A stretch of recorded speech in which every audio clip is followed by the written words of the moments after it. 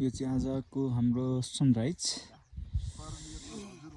यो चाहिँ हाम्रो 55 नम्बर पिलर, नेपाल भारतको पिलर 55 नम्बर पिलर। यो परदेखिको चाहिँ सन्दकपुर, परदेखिको सन्दकपुर डाँडा। त्यो अलिक परदेखिका टेन्टहरू आज आयोजना गरिएको चौरी महोत्सवको लागि हाम्रो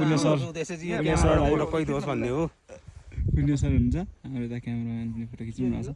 यो परदेखिको चाहिँ आज चौरी महोत्सव हुने स्थान हो। यहाँ नेपाल, भारत, भुटान लगायतका विभिन्न ठाउँबाट आउने चौरीहरूको प्रदर्शनी, झाँकी, चौरीका उत्पादनहरू, साथसाथै विश्वका 7वटा राष्ट्रमा मात्रै पाइने रहेछ यो चौरी चाहिँ। त्यसको प्रवर्धन गर्नको लागि चाहिँ यो फालुङ गाउँपालिकाले आयोजना गरेको हरेक वर्ष वैशाख 1 गते चौरी महोत्सव आयोजना गर्ने रहेछ।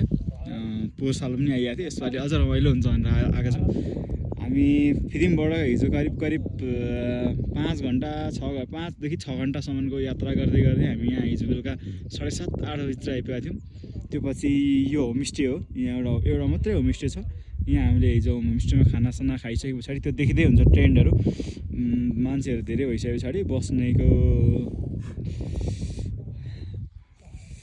लागि टेन्टहरू बिछाइएको छ। ठाउँ एकदम राम्रो छ, सबैजनालाई आउनु होला भन्न चाहन्छु। दामी ठाउँ छ।